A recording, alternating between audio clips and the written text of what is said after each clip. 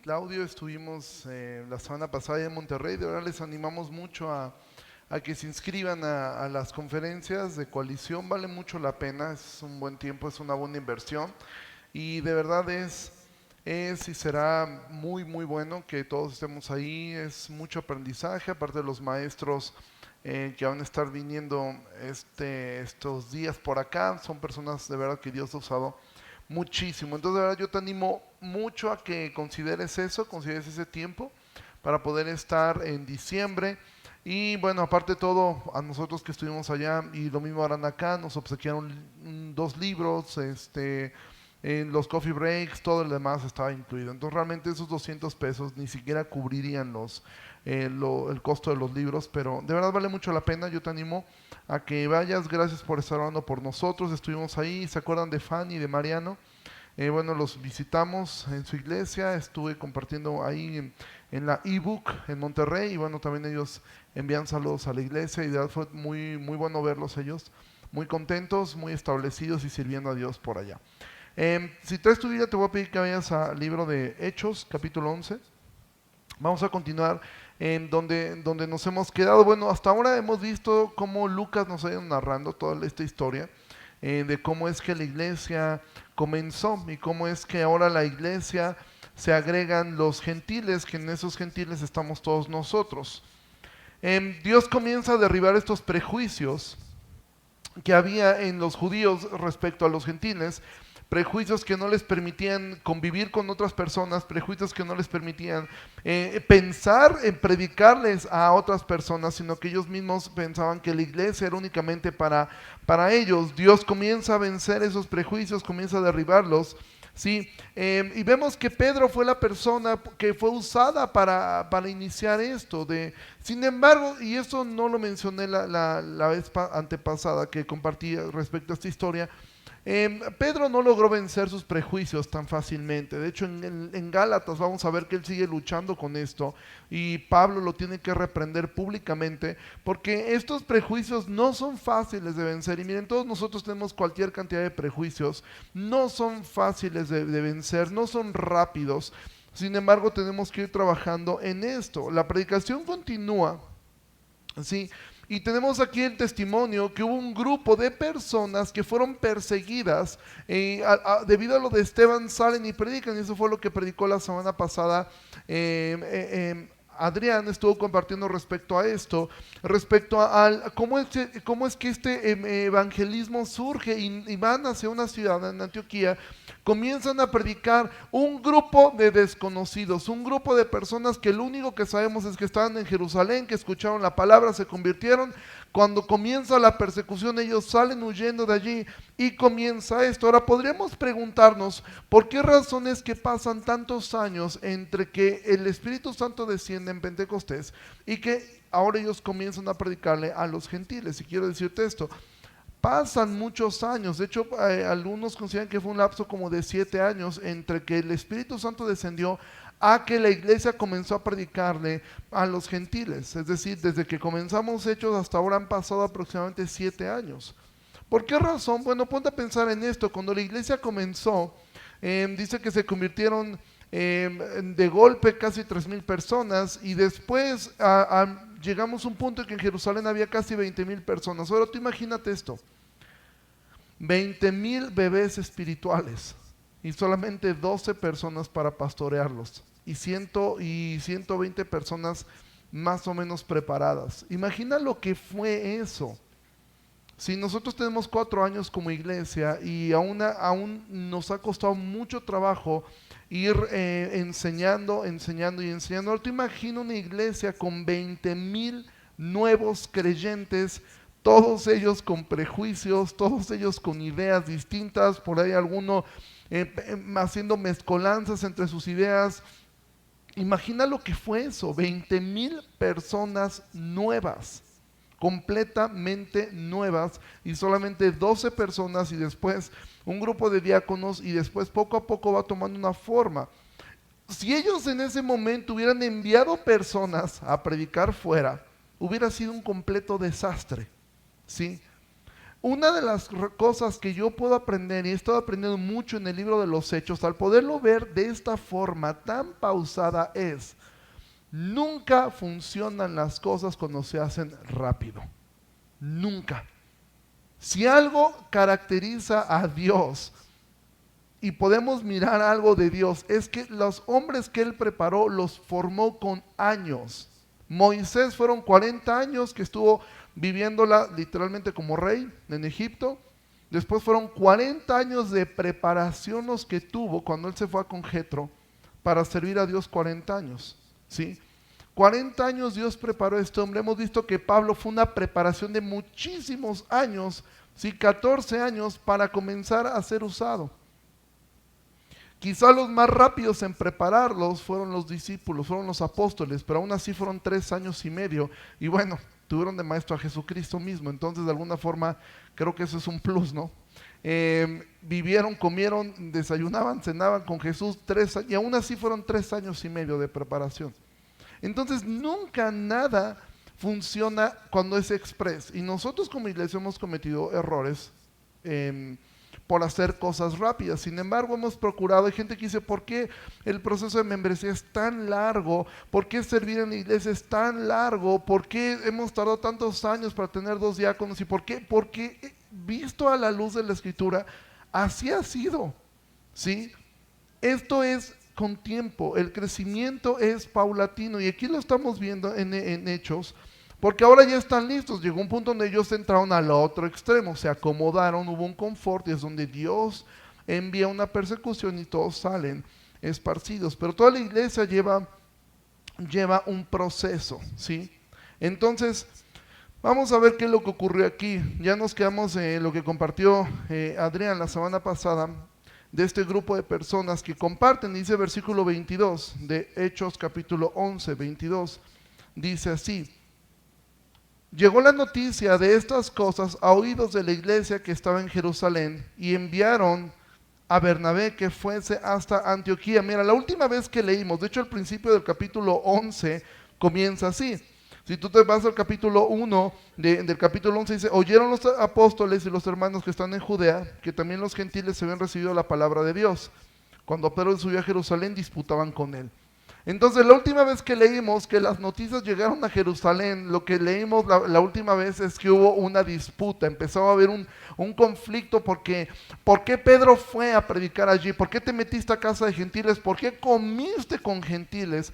Y ahora les vuelve a llegar otra noticia. Ahora tú imagínate el momento de que de repente llegan y: oigan, es que escuchamos, supimos y sabemos que en Antioquía, ellos seguramente conocían a este grupo de hermanos, tal y tal están predicando, ¿y qué creen?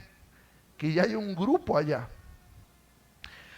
Seguramente en algún momento esto generó en ellos un grado de incertidumbre. Sin embargo, vemos que ahora ya la iglesia estaba preparada para estas noticias. Si Pedro no hubiera ido con Cornelio, si Pedro no hubiera sido enviado, ellos hubieran dicho: no, Señor, por supuesto que nadie va a Antioquía.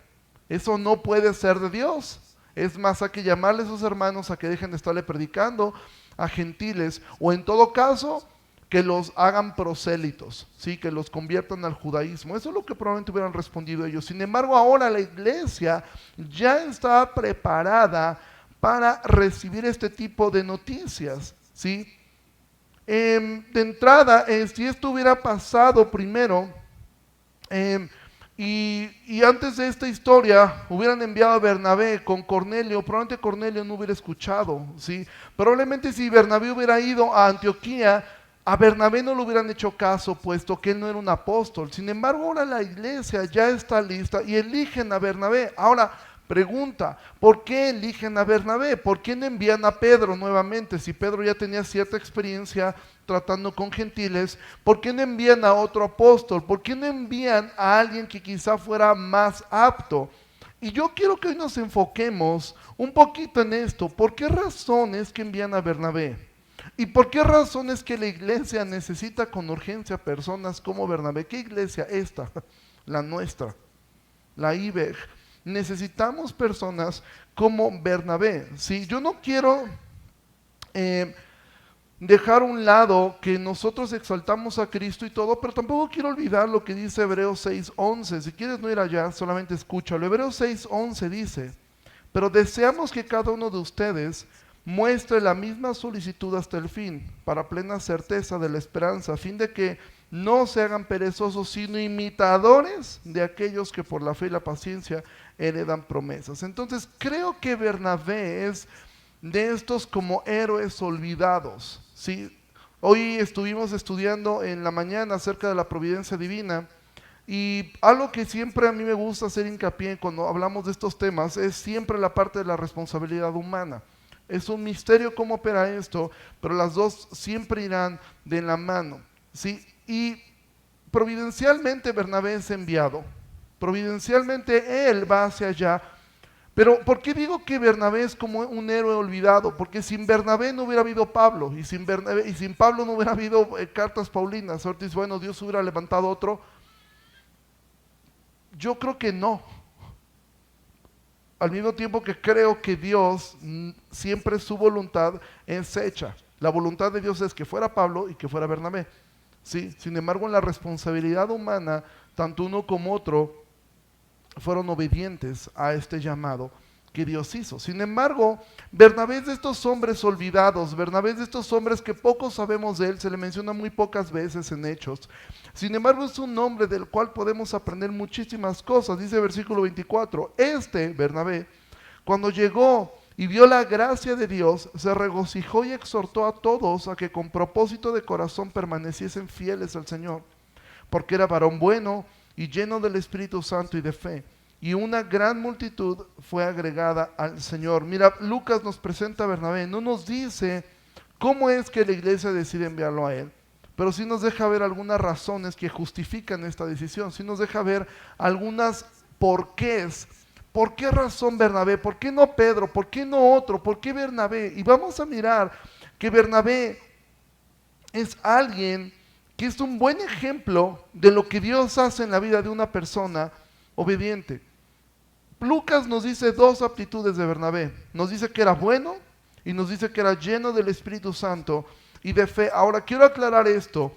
Cuando la Biblia menciona que era bueno, no se está refiriendo a una bondad, que él no cometía pecado ni nada, porque la Biblia es clara que dice que no hay bueno ni aun uno, sino que todos pecamos. Entonces, ¿a qué se refiere bueno? Bueno, todo esto parte del hecho de que Bernabé era lleno del Espíritu Santo, y parte del fruto del Espíritu Santo dice que es la bondad y la fe.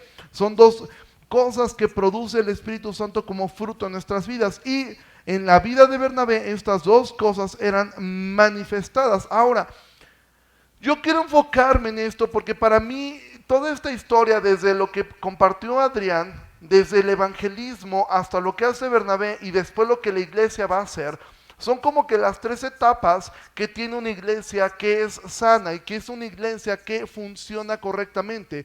Y debe tener estos tres ingredientes. Debe tener evangelistas, que son los que predican, debe tener personas como Bernabé, y al final la iglesia en su conjunto debe ser obediente y generosa. Eso lo veremos la semana que entra. Hasta hoy veremos solamente esta historia, pero vamos a mirar cómo es y qué actitudes o qué cosas podemos ver, qué aptitudes podemos ver en la vida de Bernabé. Primera cosa que sabemos de Bernabé en todo el libro de Hechos es que Bernabé era una persona que tenía un amor especial por la gente nueva, por la gente que llegaba a la iglesia. ¿Cómo sabemos eso? Tú recuerdas cuando Saulo llega a Jerusalén, ¿qué ocurre? A Saulo lo rechazan, a Saulo no lo quiere de la iglesia porque la iglesia en Jerusalén tiene miedo respecto a él era el que perseguía a la iglesia, entonces lo rechazan. ¿Y quién es quien lo arropa? Bernabé. Bernabé es quien lo llama y Bernabé es quien lo presenta a los apóstoles. Bernabé es el que lo ayuda y aún Bernabé es quien lo está, quien orienta a Saulo. Y desde aquí yo quiero comenzar a hablar algo. Y esto quizá al principio va a ser muy dirigido sobre todo a quienes son miembros de la IBEG y a quienes están en el proceso de serlo, ¿sí? Y en general en la iglesia. Al final yo voy a dar dos aplicaciones personales. A mí me encantó tanto la escuela dominical. Yo estaba feliz porque casi lo que aprendimos hoy es lo que al final como aplicación personal quiero dar respecto a esta historia. Entonces no desesperes si tú eres la primera vez que estás acá, pero quiero dirigirme muy especialmente a todos los que tenemos tiempo aquí, en especial a los que somos miembros, y es esto: ¿cómo tratamos a las personas nuevas? ¿Sí? ¿Cómo es que tú tratas? Ahora recuerda, esta iglesia en Antioquía es el fruto de un grupo de desconocidos que salieron huyendo y que comenzaron a predicar el evangelio, y ahora hay una iglesia. Y ahora está allí. ¿Y qué es lo que Bernabé hace? Bueno, Bernabé, lo que leemos de Bernabé es que Bernabé dice que vio la gracia de Dios, se regocijó y exhortó a la gente. Pero vamos a ver por partes esto. Bernabé tenía esta parte, Bernabé tenía este asunto por la gente nueva. ¿Qué es lo que tú haces? Tú te has puesto a pensar que tu mala actitud o mi mala actitud con personas que llegan a la iglesia puede echar a la borda lo que costó meses de oración, lágrimas de una persona, horas de estarle predicando. Y tu mala actitud o mi mala actitud puede echar a la borda todo eso. Lo que a una persona le costó quizá meses o años convencer a esa persona que viniera a la iglesia, y tu mala actitud o mi mala actitud pueden echar a la borda todo eso. Y no podemos descansar. No, Dios es soberano y es que, pues Él no era elegido. No, no descanses en eso. Descansa en tu responsabilidad y en mi responsabilidad. ¿Cómo es que tratamos a la gente nueva? Te hago una pregunta a cada uno de nosotros. ¿Nos hemos acercado, te has acercado con las personas que fueron presentadas hace 15 días? ¿Te has acercado con ellos para preguntarles, oye, ¿cómo te has sentido? ¿Cómo estás? ¿Cómo vas? Tú no sabes las horas de oración que costó que algunas personas que están acá llegaran. Las horas y las lágrimas de algunos familiares suyos que oraron, intercedieron, clamaron, doblaron la rodilla para que esto sucediera. Y para nosotros es muy sencillo. Y muchas veces es porque seguimos con todos nuestros prejuicios metidos diciendo, no, esa persona yo la conozco. O dos, no, este viene de otra iglesia, yo ya sé cómo es, ya sé por qué salió de allá. Y traemos nuestros prejuicios todos metidos. Obviamente, esto no, por supuesto que parte de la membresía es cuidarnos, y por supuesto que todo esto es importante, pero tienes que entender eso, en especial con las personas que están llegando por primera vez al cuerpo de Cristo. ¿Cuál es la actitud que tenemos? Y quiero con esto hacer un llamado a todos los que estamos aquí. Si tú recuerdas cuando comenzamos a predicar el libro de Lucas, cuando comenzamos a predicar respecto a Jesús, había una constante y había una frase que constantemente repetíamos, porque mirábamos, por ejemplo, en Lucas 4, cuando recién estábamos en Lucas 4, que dice que se asombraban de lo que Jesús enseñaba, y algo que repetíamos constantemente era que el asombro no es suficiente, ¿sí? Y que en la iglesia no hay lugar para espectadores.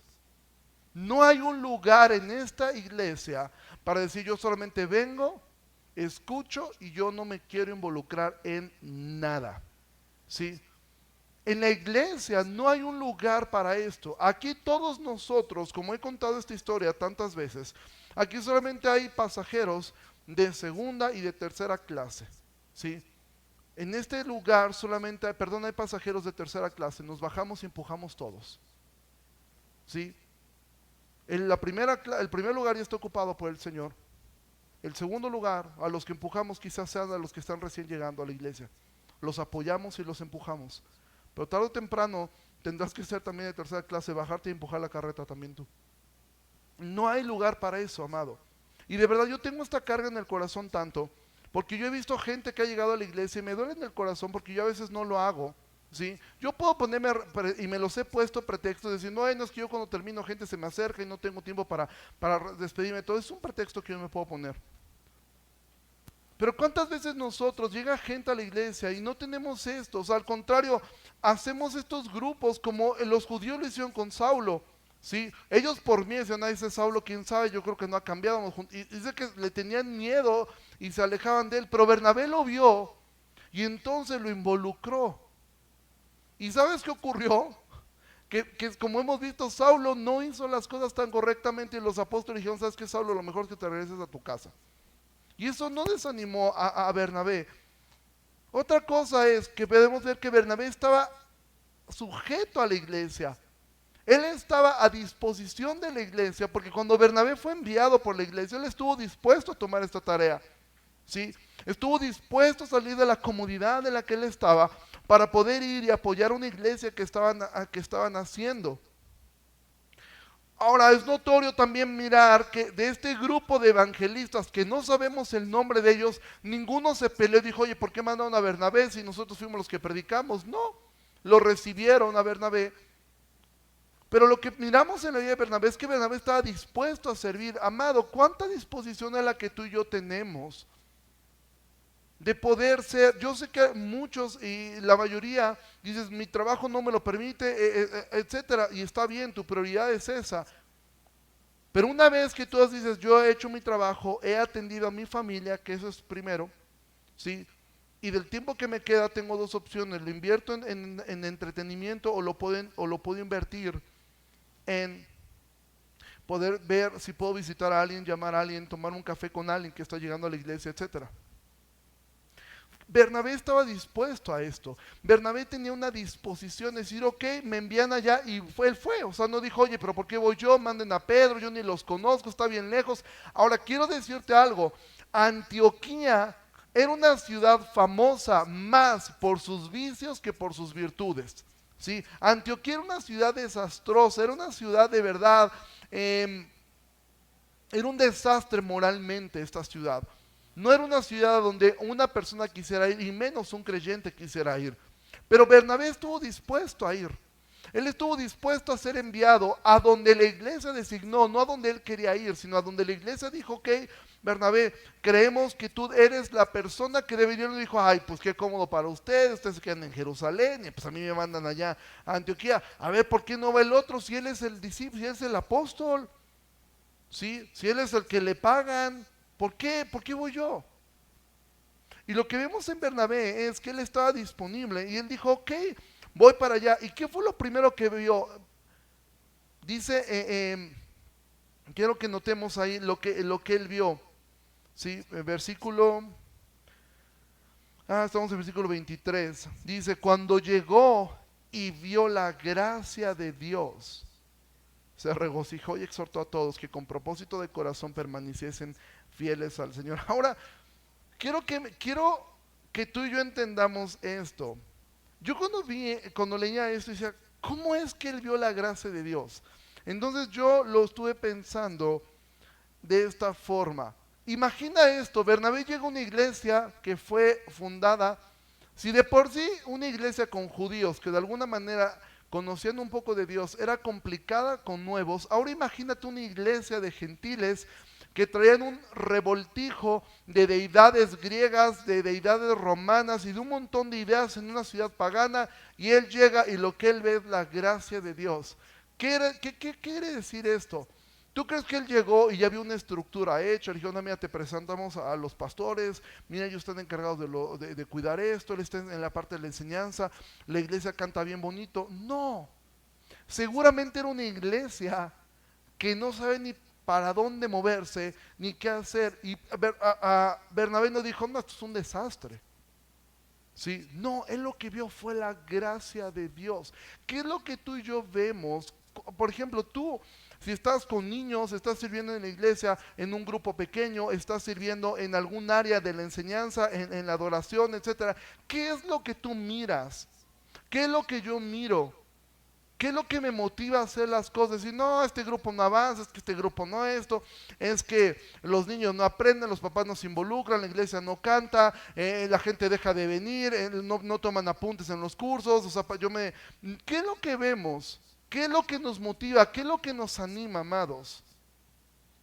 Bernabé lo que vio fue gracia, él dijo, ok, yo aquí veo la gracia de Dios. ¿En qué? En que hay un grupo reunido. Y ahora vamos a trabajar con ello. Y dice que aparte de todo, no solamente vio eso, sino que se gozó, él se alegró con esto. Él dijo que falta mucho por hacer, tienen mucho que aprender, hay demasiado que estructurar aquí, pero vamos a trabajar. Y entonces nuestra tendencia siempre es a mirar lo externo, y muchas veces cuando miramos lo externo, eso nos provoca desánimo. No, es que la gente no escucha, es que la gente no quiere aprender, es que la gente no cambia, es que no quieren venir, es que esto, y ponemos 1001 razones para nosotros no mirar. Y lo que tú y yo estamos llamados a mirar es, mira la gracia de Dios en la gente. gente. Así, tú estás sirviendo como maestro de niños y al final del día solamente un padre es el que toma apuntes, solamente un padre es el que se involucra, solamente una persona canta aquí, solamente una persona toma apuntes mientras tú das una clase de escuela dominical. No te desanimes, mira la gracia de Dios en eso. Mira la gracia y alégrate en eso. Si tú estás predicando a otras personas, no te desanimes. Si te invitaron a predicar a un lugar donde dices, uy, estas personas pues ni caso me hicieron. ¿Sí? Mira la gracia de Dios al momento de ir a un parque a predicarle a tus vecinos. Mira la gracia de Dios. La gracia de Dios, ¿de qué? De que te lo está permitiendo primero a ti hacer. Y segundo, que puede ser que esas personas, el Espíritu Santo haga algo y les cambie. Y entonces esto es algo que Bernabé hizo. Él vio la gracia en otros y se gozó. Esto él le llenaba de alegría, pero no se quedó así. Y eso es lo que me gusta. Por eso es que vemos aquí una enseñanza completa. Porque esto no se queda así, sino que dice que les exhortaba. Es decir, no los dejó como estaban. No dijo, ok, así están bien. No, no, no, no, no. Él comenzó a exhortarle. Dice, cuando llegó, vio la gracia de Dios, se regocijó y exhortó a todos a que con propósito de corazón permaneciesen fieles al Señor. Y esa es la tarea que también tenemos. Pero muchos de nosotros nos gusta esto primero. El exhortar y el estar siempre hablándole a la gente. Pero nos olvidamos de las otras cosas. Primero, saber recibir a una persona, sentir amor por esa persona, mostrar gracia por esa persona y entonces sí comenzar a exhortarle. Aparte quiero decirte algo, que la palabra exhorto no tiene tanto que ver con regañar que con animar. Exhortar tiene que ver más con animar. Sin embargo dice que los exhortó a que con propósito de corazón permanecieran fieles al Señor. Ahora, ¿cómo permaneces fiel al Señor? Luchando con tu pecado, es evidente. No hay otra forma de permanecer fiel al Señor. O sea, ser fiel al Señor no es no faltes a la iglesia y eres fiel al Señor. No. Ser fiel al Señor es lucha contra tu pecado. Entonces, obviamente, Bernabé les habló del pecado, les exhortaba a luchar con su pecado, les exhortaba a permanecer fieles al Señor. Pero antes de esto, él estaba gozoso y él veía la gracia en ellos y estuvo dispuesto a servir con ellos. Obviamente hay lugar y es importante el hecho de no dejar de enseñar, por supuesto. De hecho, lo que miramos acá es que la iglesia fue creciendo de esta forma. Enseñanza, enseñanza, enseñanza y enseñanza. Cuando tuvo un problema la iglesia, ¿qué hizo Pedro? Dijo, no es justo que nosotros nos dediquemos a servir las mesas. Tenemos un llamado que es la oración y la enseñanza, la oración y la palabra, la oración y la palabra. Y esto es lo que vamos a ver. Hay muchas iglesias que dicen, es que yo no sé qué hacer, hay que hacer algún programa de esto. No, enseña. No hay otra forma. Es enseñar, enseñar, enseñar y enseñar. Eso es lo que está llamado la iglesia a hacer. Entonces el llamado que tenemos, ¿sí?, hacia la iglesia, el exhorto de ellos es que sean fieles y permanezcan en el Señor. Que permanezcan en el Señor. Es más, ni siquiera te estoy diciendo que tú tienes que exhortar a la gente que permanezca en la IBEG. Quizá tiene una iglesia que les queda más cerca de casa, quizá mudan de lugar, etcétera. Pero si ellos se congregan en una iglesia que predique la Biblia, que es una iglesia sana, amén a eso. No estamos haciendo lo que me gustó mucho en el corazón de las personas que están yendo al evangelismo y los que nunca han ido al parque. Acérquense un día con Adrián, aunque sea por curiosidad, para ver qué se siente, ¿sí? Pero conozcan un poco. Ya lo que me gustó mucho de esto es, al final ellos reparten algo para ellos y en eso están algunas iglesias de la ciudad. O sea, no está como que únicamente nosotros, porque el interés de esto no es que lleguen a la IBEG, es que lleguen al cielo, ¿sí? O sea, la función de la iglesia es que llenemos el cielo, no que llenemos este cuarto ya lo llenamos, si esa fuera la meta ya lo hicimos, ¿sí? Entonces ni siquiera te estoy hablando, convence a la gente para que venga acá, no, convence y exhorta a la gente de que busque a Dios. Si lo hacen aquí, gloria a Dios, y si lo hacen en otra iglesia, gloria a Dios también. Pero si tú has venido a este lugar, tú debes tomar esta parte, porque vimos el evangelismo, estos grupos de desconocidos, estuvieron animando a la iglesia, compartiendo este grupo de gente. Llegan a la iglesia, imagínate que hubiera llegado Bernabé y hubiera hecho, no, usted no sirve para nada, ustedes no se circuncidan, no sirve si no cambian, y echaba todo a perder. Todo el trabajo de estos evangelistas se pudo venir al suelo si hubieran enviado a una persona incorrecta, pero enviaron a la mejor persona que podían enviar. Quizá una de las razones por las cuales Esteban fue el elegido es porque dice el versículo 20, dice, pero había entre ellos varones de Chipre y de Cirene, los cuales entraron a Antioquía y hablaron también a los griegos anunciando el evangelio del Señor Jesucristo. Vemos aquí que había gente de Chipre y sabemos que Bernabé era de Chipre, ¿sí? Él era de esa ciudad también. Es probable que dijeron, bueno, él puede servir también, puede hacer quizá un poco más de empatía para poder funcionar de este lado. Entonces no sabemos por qué, pero lo que sabemos es que él era un varón bueno y era un varón lleno del Espíritu Santo y de fe, pero esa fe se mostró y se demostró de estas maneras, ¿sí? Un hombre que cuidaba a los nuevos, un hombre que estaba sujeto a la iglesia, un hombre que veía la gracia de Dios en las personas y un hombre que también exhortaba y hablaba acerca de permanecer fiel, es decir, luchar contra el pecado.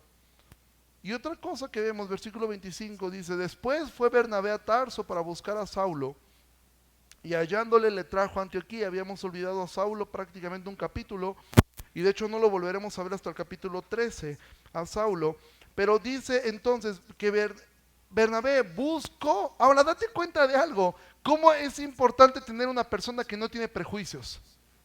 Ahora te dices, ¿y por qué razón es que esto tiene que ver con los prejuicios? Muchísimo. Mira, vamos a leer versículo 19 para poder entender por qué. Dice, ahora bien, los que habían sido esparcidos a causa de la persecución que hubo con motivo de Esteban. ¿Quién fue el causante de esa persecución? Saulo. ¿Y a quién va a llamar? ¿Tú te imaginas? Yo creo que en mi mente Saulo hubiera sido la última persona en que yo hubiera pensado en llevar. Yo hubiera pensado, ok, la iglesia está funcionando bien. La última vez que Saulo estuvo en una iglesia, la gente se espantó. Ahora tengo un grupo de judíos, tengo un grupo aquí de gente convertida, pero el grupo que inició este movimiento fue gente que salió huyendo de la persecución que Saulo causó. ¿Por qué salieron huyendo? Probablemente porque por causa de Saulo algunos de sus familiares habían sido encarcelados o quizás hasta muertos. Pero Bernabé no tuvo ese prejuicio. Bernabé dijo, necesitamos ayuda, esto está creciendo mucho. Se acordó de Saulo, dijo, Saulo es el indicado para hacer esto. Yo no hubiera llamado a Saulo. Ahora tú dices, bueno, pero Saulo era Pablo. Bueno, en este momento no era Pablo, en estos momentos era el que no querían, el que lo habían mandado a su casa porque había hecho, ya estaba peleando con los griegos, precisamente con los griegos estaba peleando en Jerusalén y lo habían mandado para su casa. Esto es lo importante de una mente que no tiene prejuicios. Eso es una característica que vemos en Bernabé, que Bernabé estaba realmente libre de estas cosas. Ahora, ¿quién guió a Bernabé a esto? Evidentemente el Espíritu Santo. Pero si él hubiera filtrado todo esto y dicho, no, yo creo que voy a llamar a Juan, o voy a llamar a Pedro, decir, mira Pedro, ya está todo bien, ahora sí vente para acá y vamos a funcionar. No, Bernabé dice, vamos a llamar a Saulo. Y llaman a Saulo, y ahora yo quisiera que tú te pusieras a pensar qué fue lo que algunos de ellos sintieron, porque no dejamos de ser carne. Y quizás si a ti, a alguien, alguno de los que sirven aquí de encargados, imagina esto, alguno de los encargados de aquí hubieran sido el causante de que un familiar tuyo lo hubieran asesinado o estuviera en la cárcel, y de repente te lo presento y te digo, él va a ser bien en la iglesia, ya Dios lo restauró y todo. Por mucho amor que tienes, sí te causa un poco ay, es que sí se portó bien mala onda antes, ¿no? Sí, es por tonterías. Mira, te voy a poner un ejemplo. Si aquí llega una persona que te debe dinero, sentirías feo. Dirás, entonces, ¿qué se me debe lana? ¿Sí? Ahora imagina si llega una persona que te mató un familiar. Quizá no sería la mejor estrategia llamar a Saulo, pero Bernabé no tenía estos prejuicios. Él confiaba plenamente en Dios. Y si veía gracia en ellos, y él estaba cuidando de este grupo, él dijo, necesitamos a alguien que nos ayude. Y dice que fue a buscar a Tarso. Ahora me gusta, la palabra que fue a buscar es en la expresión, la construcción en griego, lo estaba leyendo en un comentario. Esta expresión significa que le costó trabajo encontrarlo. No fue como en las películas estas de que van a buscar al general retirado y a rogarle y él ya no quiere, yo ya me retiré, porque no, no, no, no. Lo más probable es que Saulo estuvo predicando y por eso le costó un poco de trabajo a Bernabé encontrarlo. Y no es que Saulo se puso de orgulloso, no, yo no voy a ir porque mira, no, él dijo, vámonos, ¿sí? Dice, y hallándole, o sea, le costó trabajo encontrarlo, lo trajo a Antioquía. Ahora, ¿por qué se aferró Bernabé tanto? Porque él sabía que él era la persona que Dios había designado para que fuera a ayudarle a Antioquía. No te canses de esto, amado, no te canses de esta parte, de ser guiado por Dios y no tomemos nunca soluciones pragmáticas a esto. La iglesia no se mueve por lógica, no se mueve por conveniencia, no se mueve por pragmatismo, se mueve por lo que Dios dicta. Y entendemos que Dios puso en el corazón de Bernabé, ve y busca a Saulo. Entonces él va y busca a Saulo. Ahora, ya viéndolo de nosotros, como conocemos esto, pues esto sería el sueño de cualquier iglesia, ¿no? Tener de pastores a Saulo y a Bernabé, o sea, pues sería el sueño por lo menos mío sí sería, de tener aquí, en vez de a mí, tener a Saulo y a Bernabé, pues sería el sueño de cualquier iglesia. Y así comenzó esto. Pero ¿qué fue lo que ellos hicieron? ¿No? Que ya está ahora este equipo, Bernabé y Saulo. ¿Y qué hacen ellos? Versículo 26. Y se congregaron allí todo un año y enseñaron a mucha gente. Y a los discípulos se les llamó cristianos por primera vez. ¿Qué fue lo que hicieron? No dijeron, no, que íbamos a hacer un programa para que esto crezca. No, enseñaron a mucha gente. Bernabé y Saulo no comenzaron a hacer estrategias de crecimiento, ¿sí? Porque el crecimiento se dio a través de lo único a lo cual la iglesia está llamada a hacer, que es enseñar y enseñar. Quizá para algunos sea como que cansado, porque realmente los que están integrados en las actividades de la iglesia tienen prácticamente a la semana 3 lugares de enseñanza. Grupos pequeños, escuela dominical y la reunión del domingo. Si tú lo piensas así, estás invirtiendo cerca de 3 horas a la semana, lo cual es muy bueno. Y dices que es mucho, y aparte los que están en teología sistemática cada 15 días, pues aún un poco más. Pero es que es la enseñanza lo que va a ir quebrando en tu mente, lo que va a ir quebrando esto, a fin de que, como compartía a Adrián, no solamente te llenes la cabeza de conocimiento, sino que esto se produzca en un cambio. Y eso fue lo que ocurrió aquí. Esta gente no se volvió unos cabezones de conocimiento, no se llenaron solamente de conocimiento. ¿Cómo sabemos eso? Porque dice que ahí se les llamó por primera vez cristianos. Era tan notorio el cambio. Mira, la palabra cristiano en el Nuevo Testamento solamente aparece 3 veces. Esta es la primera vez. La segunda vez va a aparecer en el libro de Hechos cuando un rey dice, por poco me convences, me persuades de ser cristiano. Y después Pedro lo va a mencionar. Son las únicas 3 veces que aparece la palabra cristiano en el Nuevo Testamento. ¿Por qué sabemos que era esto? Porque la palabra cristiano en esta época no era algo que les hubieran puesto un título por lindo o bonito. No, era un título de burla. Sí, era como decir, imagina que aquí predicara constantemente Pedro, y nosotros decían, somos todos pedruscos o algo así. O sea, era un asunto como ustedes siguen a ese hombre, Cristo, y son cristianos, ¿sí? Era una forma de burla a ellos, no era un título que a ellos fuera algo como un elogio, sino no era un cumplido, era algo que era una burla. ¿Por qué llegó a ese punto? El cambio tan fuerte que vieron, que lo que aprendieron ellos lo comenzaron a vivir, y ellos comenzaron a luchar por ser fieles al Señor, luchando con su pecado en una de las peores ciudades, ¿sí? Y ellos, es el cambio tan evidente en ellos que la gente comienza a identificarlos como cristianos, y todo fue por la enseñanza. Mira, la iglesia requiere con urgencia de evangelistas, ¿sí? Pero la iglesia también requiere de gente como Bernabé, porque si no, los evangelistas es como que ellos van, pescan y después todo, no me gustó el pescado, que vaya para allá. Sí, Y eso es lo que ocurre en muchas iglesias y tristemente también en la nuestra, ¿sí?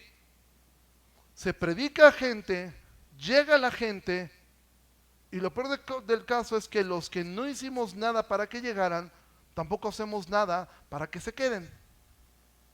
Sino al contrario, parece que hacemos todo para que se vayan. Y dices, pero es que yo no hago nada. Ese es el problema.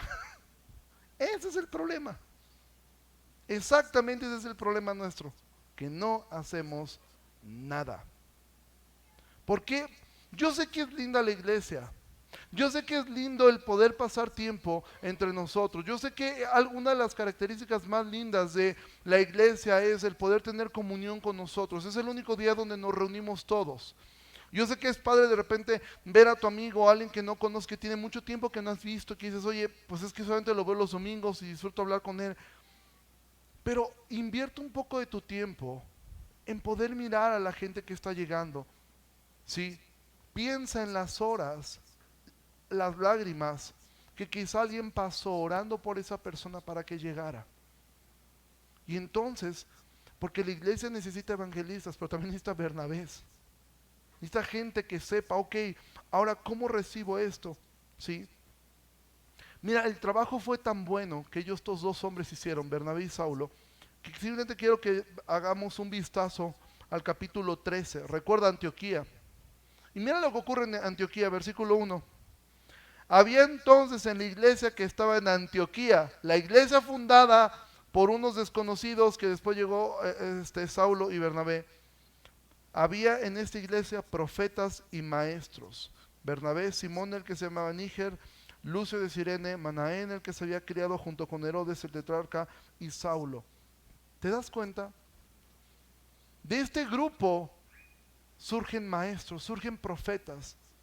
De un grupo de gentiles paganos surge un grupo. ¿Por qué? Por haber hecho las cosas bien. Al grado que este grupo ahora ya dicen, ok, estamos listos. ¿Y sabes qué es lo que ocurre? Ahí versículo 13 dice, ministrando estos al Señor y ayunando, dijo el Espíritu Santo, apartadme a Bernabé y a Saulo para la obra que los he llamado. Dice, entonces ayunado y orado, les impusieron las manos y los despidieron. Es decir, dijeron, han terminado su obra aquí con nosotros, es tiempo que ahora lo sigan haciendo en otros lados, porque ya hay gente que se puede quedar a cargo. Y ahora Bernabé y Saulo habían terminado su función en este lugar, ¿sí? Y ahora estaban listos para ir a otra parte. Eso es hacer un buen trabajo. Eso es hacer un trabajo completo, ¿sí? Dentro de una iglesia. Y todo fue en este cauce, un grupo de evangelistas, después dos personas que se ocupan, se preocupan y enseñan a la iglesia, y un grupo de creyentes, y eso lo vamos a ver la semana que entra, porque aquí no acaba esta parte de esta historia. Gente les predica, gente les enseña, y ahora esto fue una responsabilidad, y una de las cosas más notorias es que vamos a ver en ellos es que es una iglesia generosa, y una iglesia que escucha las instrucciones de Dios. Vamos a ver de un profeta que llega, habla y dice, y ok, ellos dicen, ok, ya escuchamos lo que va a suceder, ahora tenemos que hacer algo. Y entonces vamos a ver cómo es una estructura de una iglesia desde que se forma hasta cómo comienza a servir. Pero eso lo veremos hasta la semana que entra, ¿sí? Esa cualidad. Entonces, lo que hemos visto hoy es que Hechos nos muestra cómo inició la iglesia, y ahora nos está mostrando cómo es que la iglesia de los gentiles fue comenzada y cómo es que la madurez de una iglesia se va dando con los años. Con los años es que llega la madurez. Con los años es eso. Entonces no nos desesperemos, no nos cansemos, pero al mismo tiempo sí ocupémonos, ¿sí? O sea, ustedes que de verdad, gloria a Dios por ese grupo de evangelismo que está saliendo, y otras personas que lo están haciendo, aunque no sea con ellos mismos. Cualquiera de ustedes que esté predicando a otros, gloria a Dios. Pero ahora hagamos todos juntos este trabajo. Cuando veamos gente que está llegando a la iglesia, recibámosles, preocupémonos y enseñemos. Porque no hay una parte, y eso te lo digo aquí abiertamente como pastor de esta iglesia, no hay ninguna restricción para que tú vayas y prediques a otro lado, ¿eh? Tú no necesitas pedir permiso. Yo puedo ir a predicar, tú ve y hazlo, ¿sí? Hazlo. Ve y predica, ve y enseña, ve y disipula a otros. Solamente estás seguro que sabes de lo que estás hablando, ¿sí? Y si no lo sabes, prepárate. Y ahora yo sé que hay gente que quise que esté nueva y digas, yo no entendí esto. Bueno, yo por eso quería terminar esto con unas aplicaciones prácticas. Voy a tomar unos minutos simplemente para dar aplicaciones prácticas y por eso decía que me gustó tanto y me bendijo tanto lo que aprendimos en la mañana. Porque aquí hay una aplicación muy práctica y que no la quiero dejar de lado. De hecho, estuve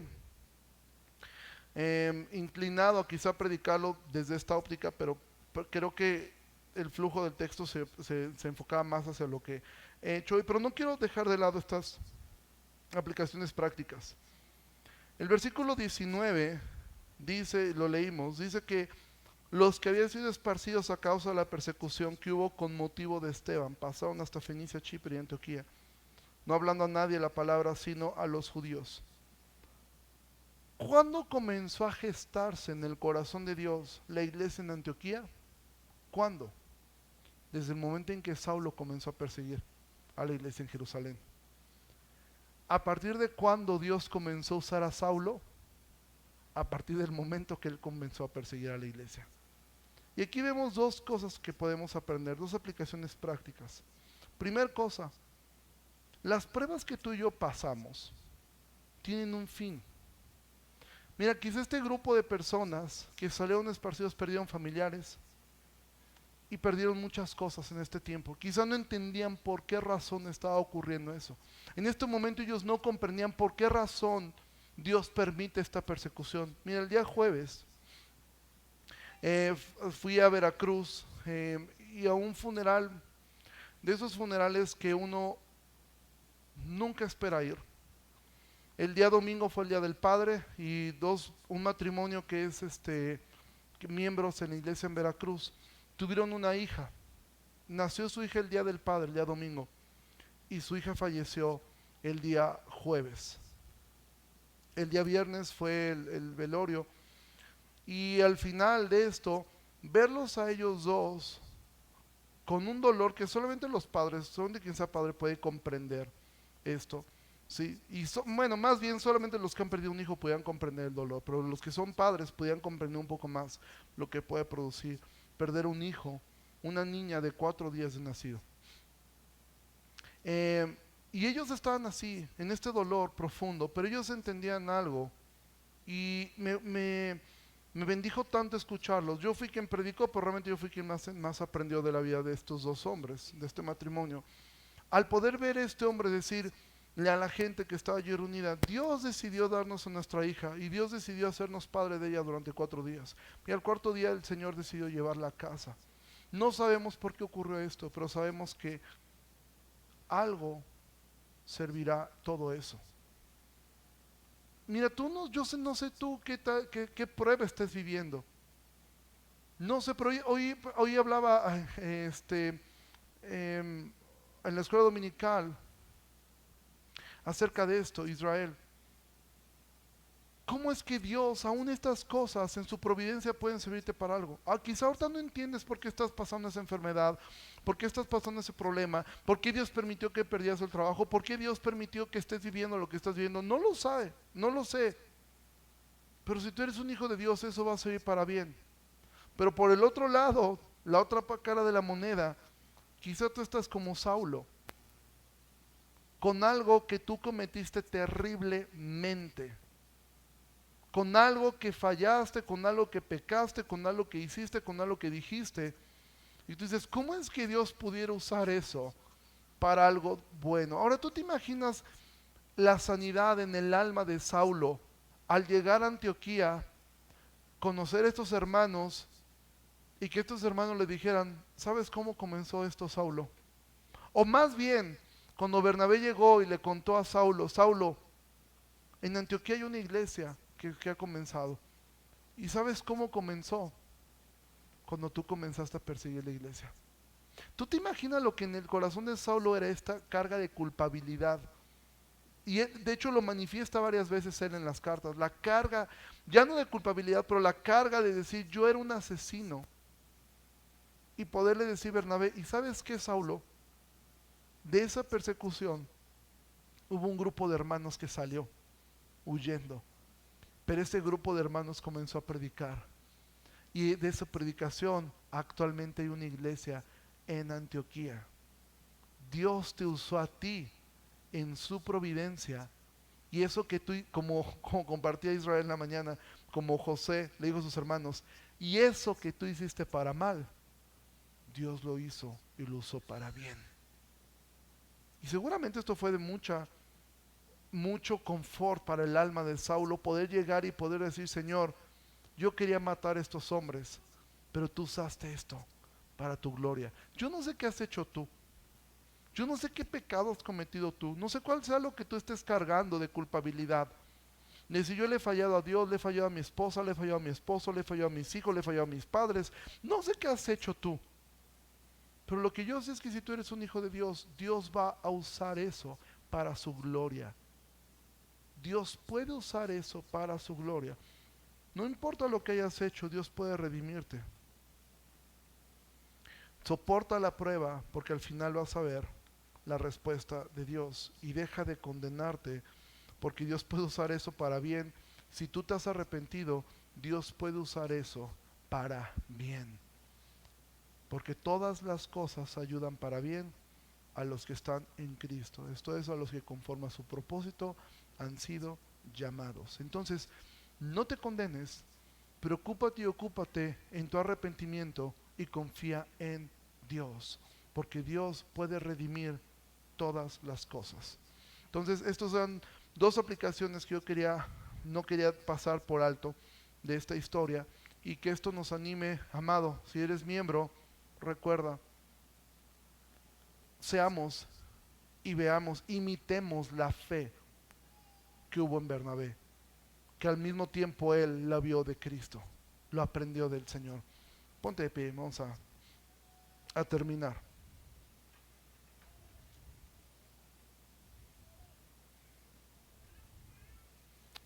Señor Jesús, te agradecemos mucho por tu palabra. Gracias porque nos permites ver y aprender de ella. Y Señor, te pido que esto que hemos aprendido el día de hoy, Señor, no caiga en tierra. Gracias por cada persona que predica tu palabra. Y gracias por cada persona nueva que llegue a este lugar. Yo te ruego, Señor, que despiertes en nosotros, en nuestra iglesia, y sigas avivando este fuego de evangelizar, de predicar a otros, de discipularles. Pero también, Señor, que nos des este corazón pastoral para cuidar, Señor, a los que llegan, para tener cuidado, para a veces una palabra, un saludo, un abrazo, un cómo estás, puede hacer tantas diferencias en una persona, Dios. Yo te ruego, Señor, que nos uses para tu gloria y, Señor, que podamos ser obedientes a tu palabra y podamos no echar a la borda el trabajo que otros hacen, Dios, sino que todos podamos funcionar, cada uno en lo que puede y cada uno en lo que sabe, cada uno conforme el don que tiene, lo sepa usar y administrar a otras personas. Te ruego, Señor, por cada persona nueva que esté en este lugar, que tu Espíritu Santo le convenza por medio de tu palabra, Señor, y les ayude a ver lo que tú, Señor, has preparado también para ellos. Que les salves, Señor, y que nos uses para seguir extendiendo la fama de Jesucristo por toda esta ciudad. En el nombre de Jesús oramos. Amén y amén. Iglesia, Dios les bendiga mucho, que pasen un excelente domingo y nos vemos próximo fin de semana.